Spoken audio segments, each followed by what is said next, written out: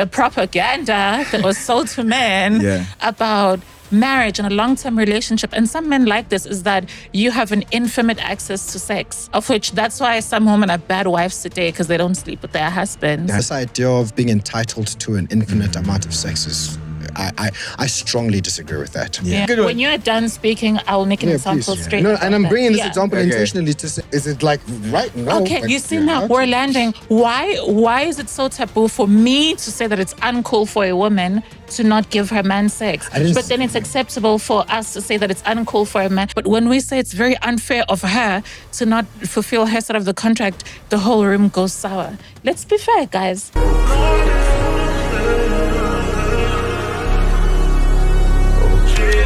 What's up, YouTube? JayBReacts back in with another video. Now today we got a sister speaking nothing but facts. This woman actually spoke from an understanding of the male experience. This segment is an example of sometimes where us men, we fall short of understanding the truth and living in delusion. But I'm gonna let y'all be the judge of that. Make sure y'all like the video, hype the video, comment below. And without further ado, let's dive into the content. I understand your question now. I like when my brother here said that when he was in his, like he's married now, but when he was in his date, like he feels like the scene looks different right now.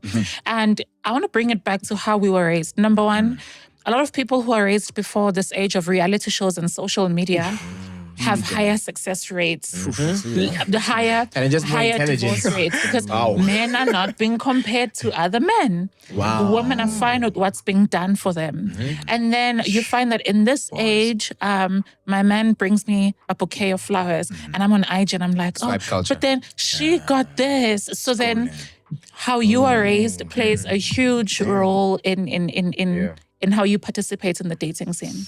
The social media scene definitely cooked dating for all generations now. But if you were born prior to the creation of social media, I can believe that your success rate would be a whole lot higher. That is so true. I could imagine what I would have felt like 10 years old with Instagram, seeing everyone else with a PS5, and I didn't have it.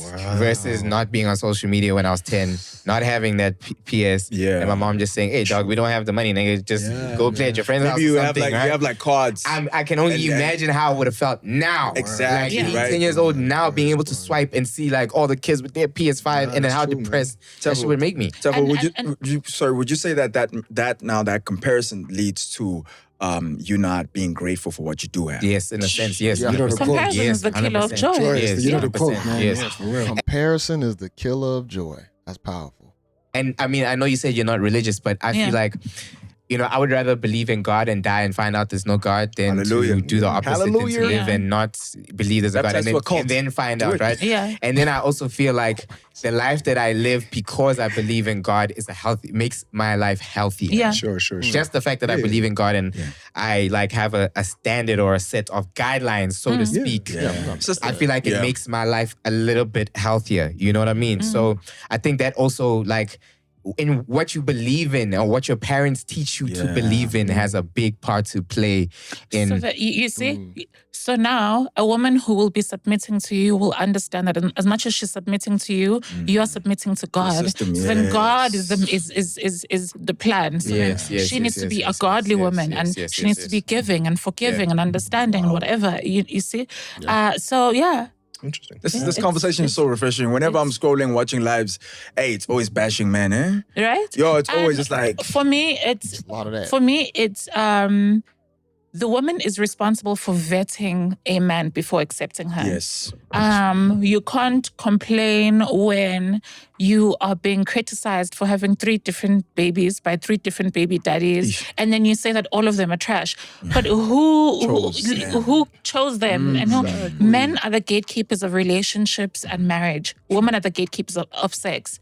A woman decides if sex is going to happen or not. That's and then facts. a man decides if a relationship or marriage will come from this. So it's like, men are trash, but is it the ones you chose? Is it the ones you chose? Word. Yeah. So. I came across. That's probably one of the worst talking points that we have online is that women always complain about the dating pool. The men out here are trash, but ma'am, you choose the man. There are still going to be good guys, but guess what? Them guys might not make your fancy tingle. It might not get you turned on. And then, so now you just disqualify them because they don't give you that, but there are good ones out there. Also, a status on WhatsApp, and it said something about women want attention and they're willing to give sex for it. Men want sex and they're willing to give attention for it. Yeah. Do you agree with this? I do agree with that. I do agree with that because attention for women is the taste. It's like when you go to an ice cream shop, before buying the flavor, sometimes they can give you a scoop. So then a woman who wants to feel secure that you'll be committed to her and you won't look at other women, when you give her attention as opposed to you're giving her a taste of how it feels to be secure. And then the propaganda that was sold to men about marriage and a long-term relationship, and some men like this, is that you have an infinite access to sex.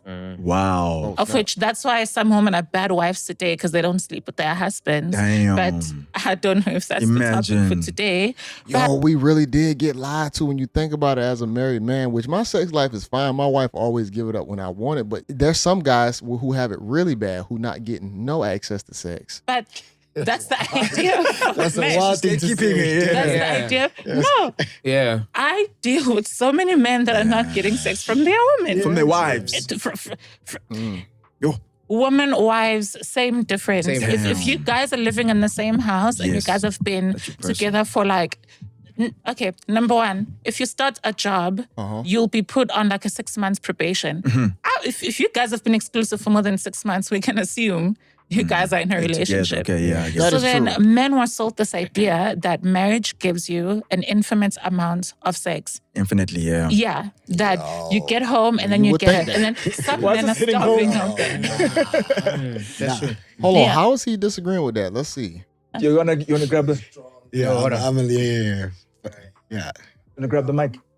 No, he wants us to move on. Oh, okay. I'd like to hear your perspective because clearly you are married. Yeah, they kept disagreeing. You've been married. He was married. Noni's married. No. They put his ass on the spotlight like, nigga, you keep shaking your head disagreeing. Go ahead and speak up. He's been married. He's married. And you clearly Get the mic, bro. No. Coach Noni's saying. Yeah. So I'm really curious about like your perspective. Like, is the decision as a man, or because you guys are all men, so you guys can actually either say yes, she's right, or say no, you are wrong. There's actually more. Yeah, there's different perspectives here. Yeah, Aware. I hear you. Okay, cool. Take it, T. Oh, okay. Look, Nervous. I understand the within a relationship we have a social contract, right? That we will engage in sex, but this idea of being entitled to an infinite amount of sex is, I strongly disagree with that. Yeah. In the same way, even if it was to me, my wife would not be entitled to anything to me infinitely. I have to, and I know I'm using this word now, but you know, I have to consent to it. I have to want to be involved in it. Now, you don't know what's going on with me. I don't know what's going on with you. Yeah. I'm not entitled to anything. Yeah. Now, if you feel like it's an enough reason for us to leave the relationship because I'm not, that's absolutely. If you're like, oh, my lady ain't, I'm like, I need sex. You don't want to give it to me. I'm like, okay, I want to leave. The idea that you're entitled to anybody's anything is a huge problem for me. That is a line I have to draw really hard in the sand. And by the way, anything physical. Now, if you're talking about like, this would be the same to say like, yo, if a bunch of criminals come into the house, you always gotta put your life on the line in front of them. Now, in reality, that's what you're expecting. You don't think so? No, but hear what I'm saying is, You're gonna hide in the closet. Baby, you got it. I'm so happy you brought that point up. Because a good one. when you're done speaking, I'll make an example straight. No, and I'm bringing this Yeah. example intentionally to say like, you and I can acknowledge that a man and a woman, we can say like, no, you should have sex with each other. I'm saying we can acknowledge that that is the reality of this contract we're making. To enforce it and say you're entitled to it is a different conversation. Chat all together. Right? The Same to layers. say that a man must be there to protect his wife and stand in front of danger and risk his life there. We can say that's the contract we're getting into.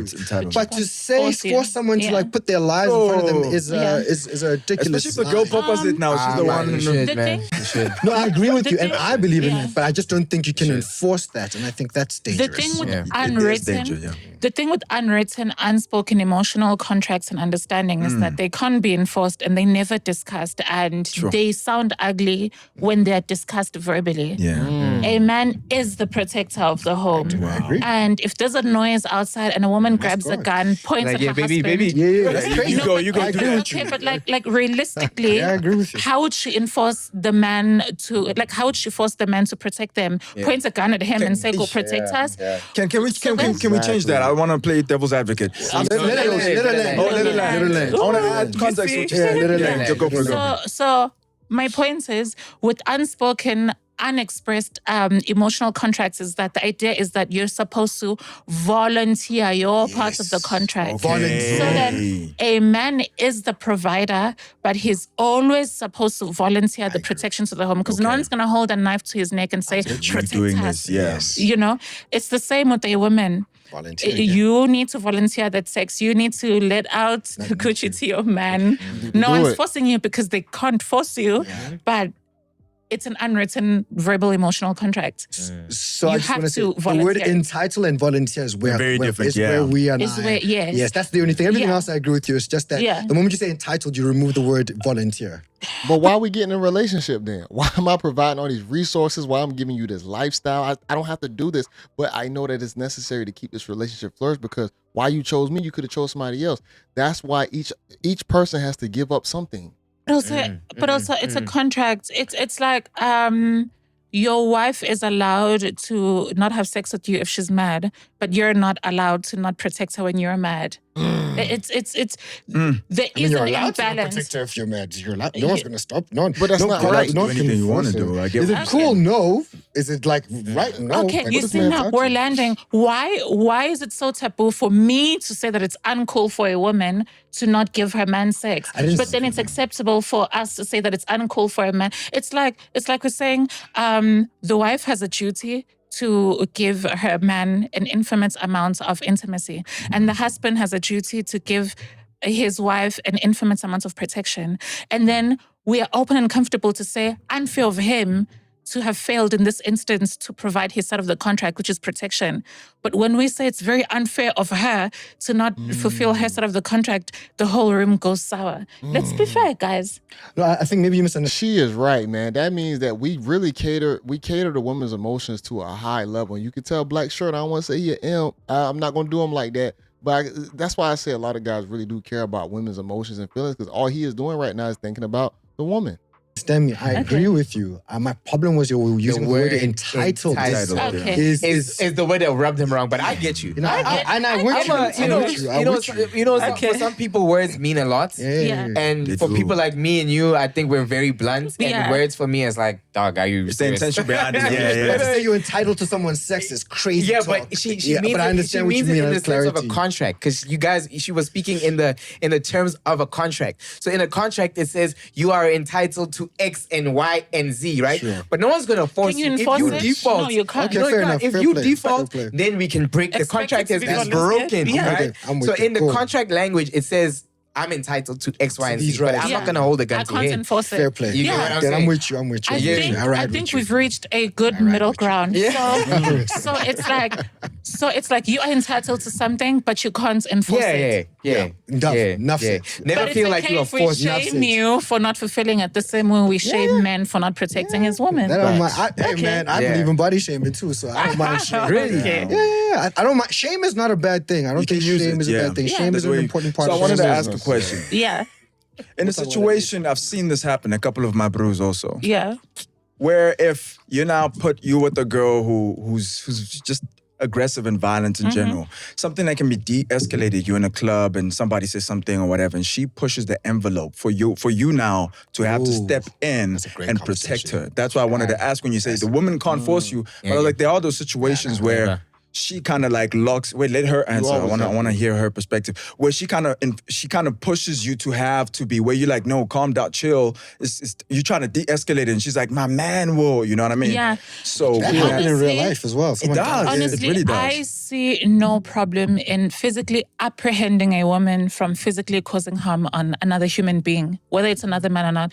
Pull her out of it, yank her out of it. Like, why is she beating up people? Put her out of it. Like, Why is she talking crazy? Like, why is she talking Pull her crazy? out of it. I see no. I think I'm gonna leave it right there because I really just wanted to hear where she was cooking at when it came down to the married men situation. This woman is very base. She has a lot of understanding when it comes down to what men and women actually have to deal with in these relationships and what men have to deal with. The thing about it, I'm not saying like what the guy was saying.